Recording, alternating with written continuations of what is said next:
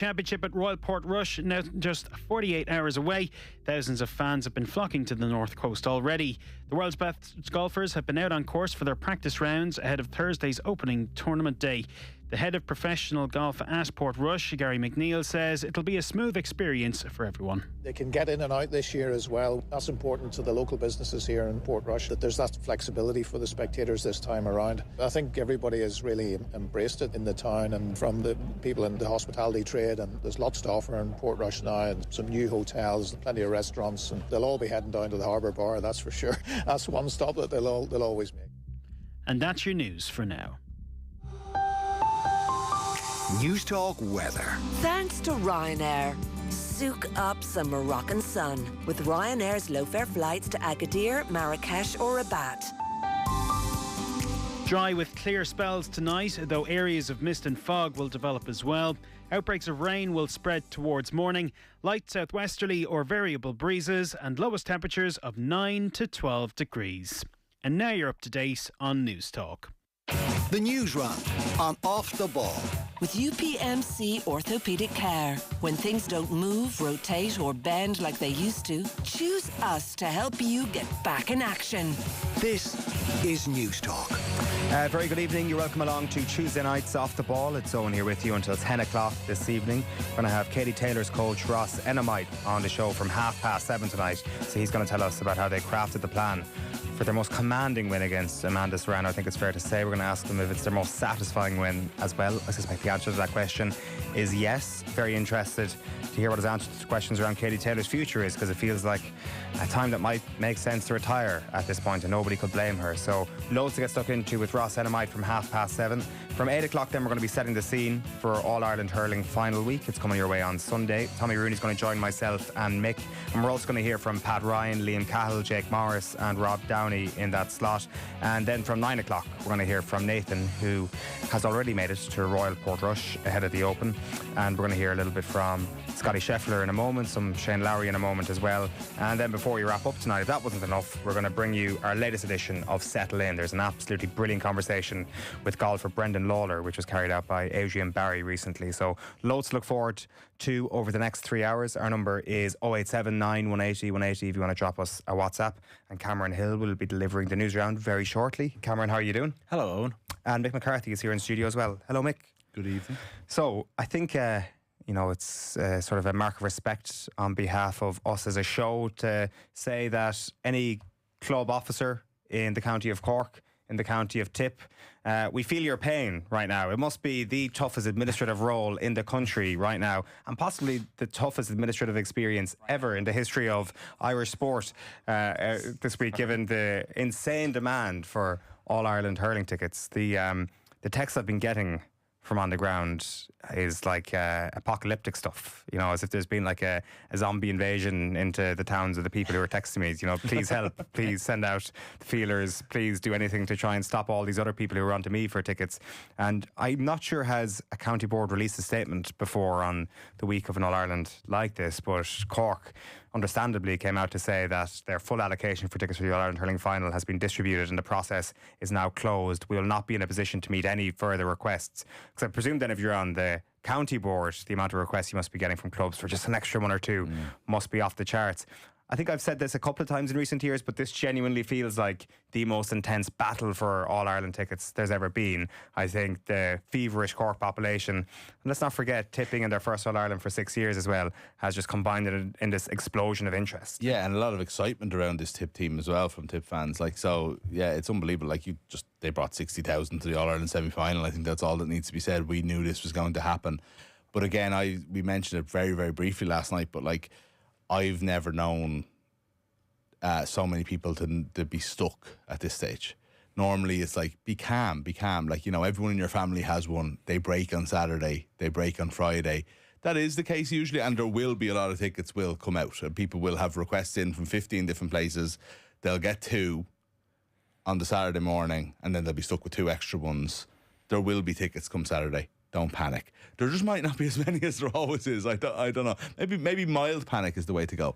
But look, it's great in a way. It is great that there is such demand to, there won't be a seat empty in Croke Park on Sunday. But the stress that must go into it from all corners, I suppose. Like in Cork as well, you feel sorry. Not just is it the mad kind of like red wave of fans that we're kind of expecting, and it's also like how many GA clubs are there in Cork?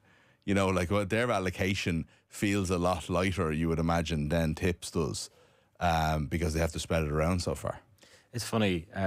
It seems to be on the Cork side that, like I've seen in the few group chats I'm in this week, where people are looking, and maybe it says a lot about me that I've maybe more Cork fans than Tip fans in my life, but it seems to be from the Cork side that they're going, I think I'm in a spot of bother here in terms of getting tickets. Like that just struck me.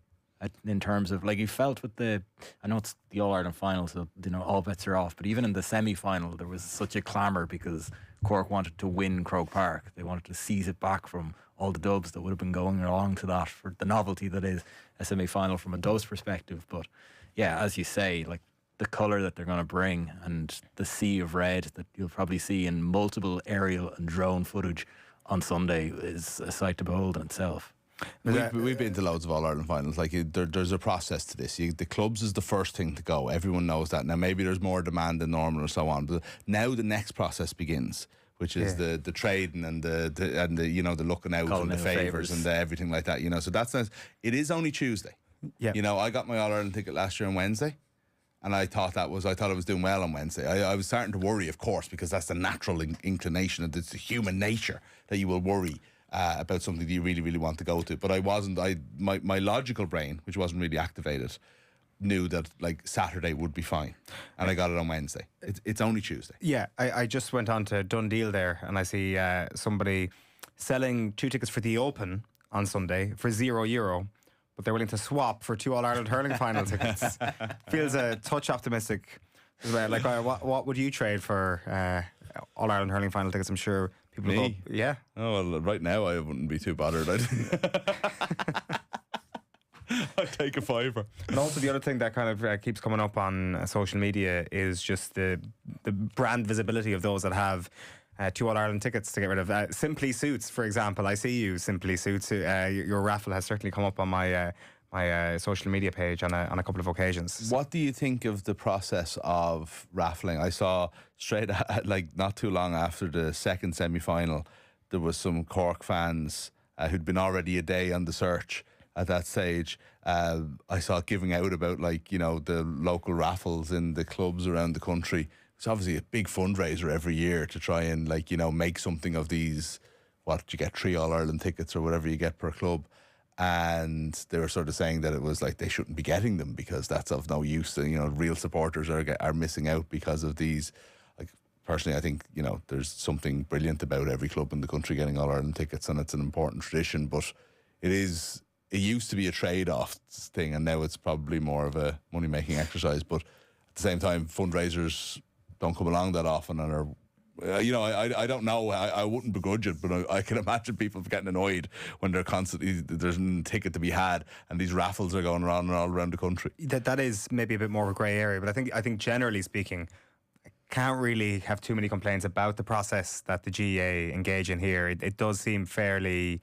That seems fairly right. That the and clubs are the ones that as well. Yeah, like I know there are corporate tickets and a few thousand of them, but I think the GAA kind of straddle that line where it is, whatever, is it 59,000 tickets for club people, and then whatever 10,000 for corporate sponsors. It's got nowhere near the point of, say, some of the mega sports events around the world, finals or Champions League finals, where you'd struggle to see, you know, a quarter of the stadium filled by actual supporters. I see Owen Cormack in the Examiner was writing earlier that there is one Cork junior club for whom 48 tickets received from the board didn't satisfy even close to half the number of ticket requests put in by registered club members. And when I read that, I was like, that actually doesn't surprise me whatsoever. I suspect that's the lived experience for a lot of people. Tough. I think people, there's another thing is, like, you know, it'll be terrible not to get there, but I would start saying, if you don't think you're going to get a ticket, start figuring out a way that you can enjoy the experience and the match and be around other people and so on, if that's the way you want to watch it,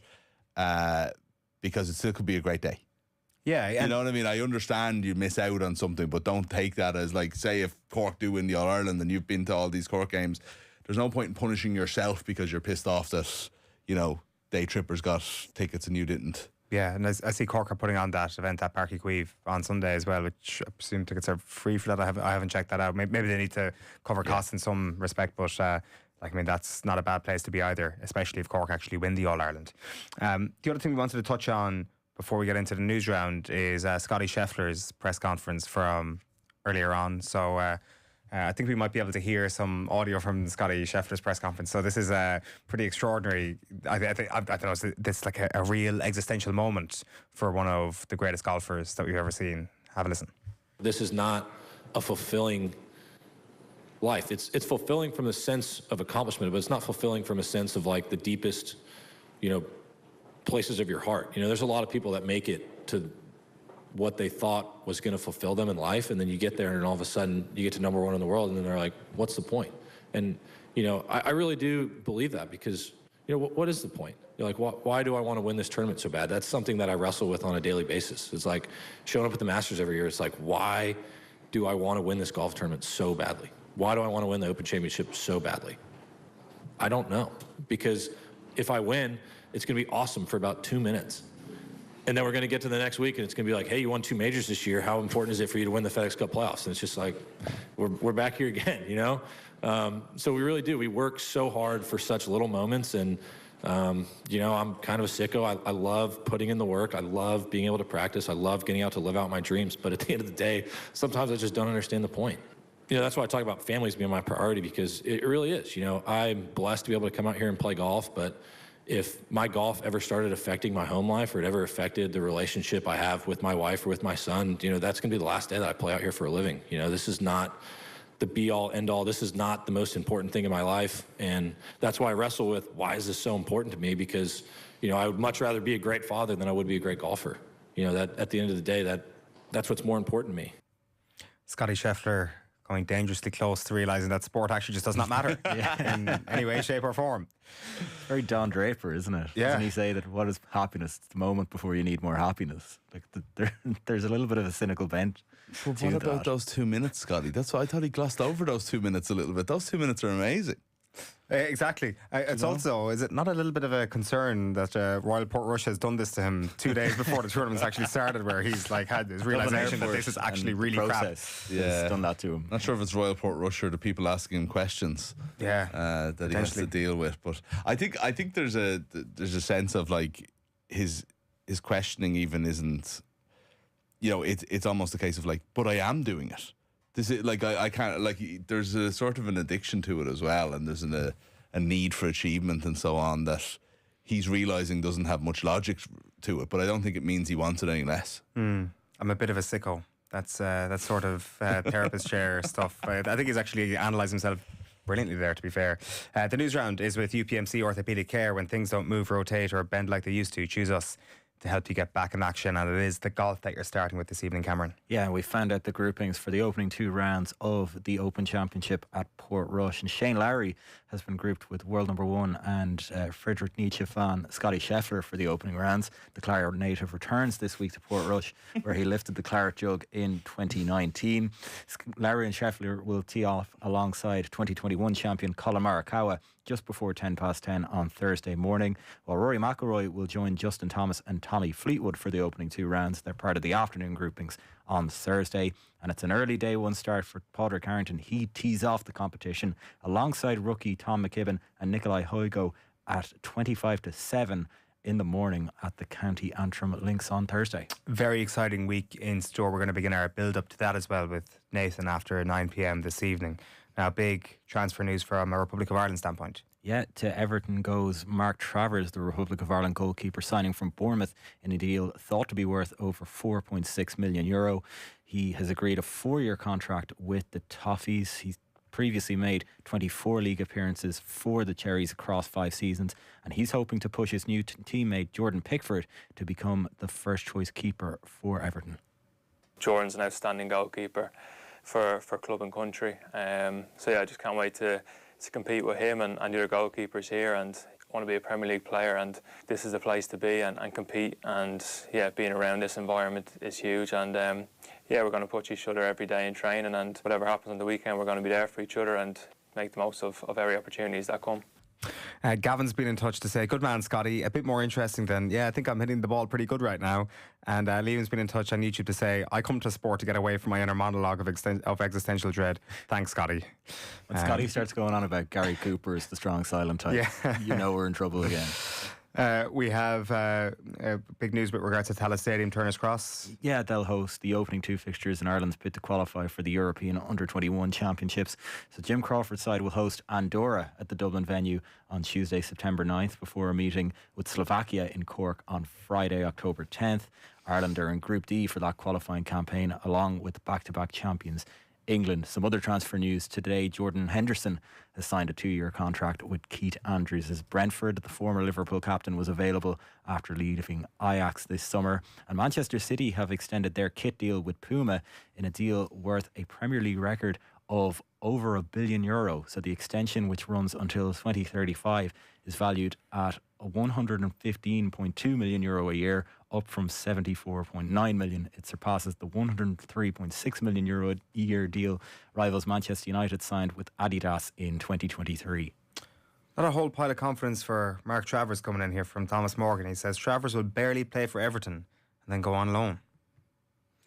I don't know if he'll go on loan. You see, I think he's been probably signed as a backup. I like fair play to him for thinking that he's going to challenge Pickford, but it's one of those moves to the Premier League that you kind of look at and think, would he be better off staying as a Championship goalkeeper, playing 48 games a season, and getting promoted or whatever, a different move? Because I don't think there's any chance of him knocking off Pickford. No, he's only 31 as well. For all the, for the slagging and everything that Jordan Pickford gets, like, he's easily a good enough goalkeeper for Everton, Yeah, definitely. I don't know. I don't know, someone to keep him on his toes, I've seen him described as earlier on, and I guess sometimes that's the gig you have to accept that. Yeah, you need a good backup keeper in the Premier League. That's the other thing that's and like Caoimhín Kelleher is up until this point that's been his career, and he's made himself pretty famous doing it, and he's had a very, very good career doing it, because keepers do get injuries as well. Pickford hasn't had too many, but yeah, but they would, Everton will, it's a good sign for how good Mark Travers is that they've looked for him as Pickford's backup. I just wonder from his point of view if it's the right move, because there's just very little chance of first team football unless something goes wrong for Pickford. Bobby Bowes on YouTube is talking about us getting tickets over here in London and random members going over for weekends jolly. That does appear to be something that rankles with a lot of club members, because you can identify who the greatest club men or women are and those who aren't, and those who manage to get tickets even though they're fair weather fans. I think it's just very, very hard to decipher between them sometimes, and I genuinely think that when it comes to the All-Ireland final, there isn't a massive day tripper aspect to it. There is an element, but it's not overwhelming in any way. There's also you'll hear from clubs in the north, say, that will have been, that it'll be the same people going, people who are real hurling fans. And I've often heard GAA administrative types, and I think it's to their credit, they talk about the All-Ireland final. Yes, it's for Cork and Tipperary, and in the old days it might have been for the minor teams as well, but it's also for GAA people. And it is it's an All-Ireland, if you're from Down or Antrim or somewhere like that and you're a hurling person, your team's never going to be in the All-Ireland final. Do you know what I mean? So this is the show of shows for the sport of hurling. So there is I don't think you are always necessarily robbing somebody's ticket by going there and experiencing that. We'll move on to rugby, Cameron. Yeah, SuperValu Páirc Uí Chaoimh has been confirmed as the venue for Munster's European clash with Gloucester later this year. So the Champions Cup tie has been fixed for Saturday, December 13th. It'll be the third time that Munster have played at the Cork GAA venue, with the previous two selling out. Their opening clash sees the province head to the Rec to take on Bath on December 6th, ahead of matches against Toulon and Cast in January, while Leinster will kick off their campaign in the venue is to be confirmed for that. They will take on Leicester Tigers in the round 2. That's away. Bad news for Mac Hansen potentially when it comes to the first test of the Lions Tour. He's a major doubt for the first test against Australia this Saturday after sitting out training today due to a foot injury. Assistant coach Richard Wigglesworth has confirmed that the Connacht and Ireland star is a serious doubt, along with Scotland fullback Blair Kinghorn. The players will find out tomorrow whether they've made the team for that first test, and Jack Conan says it'll be a nervy wait for some. I think everyone will be a bit nervous, but I think everyone's gone incredibly well, especially in the back row. It's tough for the coaches, I'm sure, and hopefully we've given them all plenty of headaches over the last while, because I think no matter who's been out there, they've taken their opportunity really well, and it's about those lads who get to run out in the weekend to do right by the lads who aren't playing and lads who are on the bench and things like that, and making the most of their opportunity. It's going to be unbelievably special to play a first test here, so we're hoping that everyone go well and make the most of it. A lot of unforgiving texts coming in. 0879 180 180 is our number. An unnamed texter said, these are the same so-called Tip fans that rejected their team for the last 2 championship games against Cork and the league final, worse than the Manchester United crew. And John in Limerick on Scottie says, lads, poor old Scottie, loaded, the world at his feet, and he's feeling a bit meh. What a load of BS. I would ask John, when was the last time you met a happy rich person? Yeah, there's aspects of that. I think that. Scottie Scheffler is more than entitled to feel a bit meh about his day-to-day and his 3 major championships. He was so talented from so young as well, which I think is a factor in this. I often think that the journeyman who has a great success near the end of their career or later in their career often are the happiest people. Yeah. Compared to someone who comes on the scene. Now, it's not like he was a child when he won his first major or anything like that. It still took a couple of years on tour and him grinding things out. But it's not come easy for him. But he's had a lot of talent and he's seemingly been destined for great things from a very young age. Yeah. So I wonder, does it all just feel a little bit normal? Maybe it does. Either way, I'm more interested in the journey than I was earlier on. I was bored by Scottie, and now that he's bored with himself, I'm far more interested in him. It's by far the second most interesting thing that Scottie Scheffler has ever done. Yeah, true. Yeah. It's also very far from the first thing. Yeah, Scottie Scheffler doesn't get this shot. Scottie Scheffler guy. Yeah, in a big way. Connect the 2 dots there. I don't know. Is Scottie Scheffler tempted to, crash out and have an amazing experience on some highway near Portrush over the next couple of days, I wonder? Are there highways near Portrush? My experience of that part of the world is single lane roads that I'd rather not be driving on. Carriageways. Yeah, that is a fair point. Right, we've got some potentially big news from the Wallabies. Yeah, the Wallabies head coach Joe Schmidt set to make, I was going to say Scottie Scheffler, is set to make a surprise selection at 10 for the first test. According to Australian outlet The Roar today, Tom Lynagh, the son of Aussie great Michael, will make his first international start at halfback at the Suncorp Stadium this Saturday. Ben Donaldson is expected to be named on the bench, while the 64-time capped James O'Connor, who's been called in as injury cover for Noah Lolesio, he'll miss out on the squad entirely. So Lynagh is in line for his 4th appearance with the Wallabies. He was not a part of the Queensland Reds outfit that lost to the tourists a fortnight ago. Yeah, we had Matt Williams with us on Monday Night Rugby yesterday, bemoaning the situation with regards to the halfback positions in Australian rugby, and says it's been coached terribly for years, and that's why they're in this position. Now, it would be quite a turn up for the books if Tom Lynagh was to come in and they were to win this first test. And this was to be the great white hope of Australian rugby over the next number of years. Yeah. It seems like too poetic to be true, but I'm kind of rooting for it in a weird way for it to happen. Yeah, I don't know. This is a very Irish line, Steve. I don't know if it'll be a good thing at all if Australia win the first test. Jerry wrote this in the Irish Times today about how, we'll never hear the end of it if the most Irish Lions team of all time loses this series.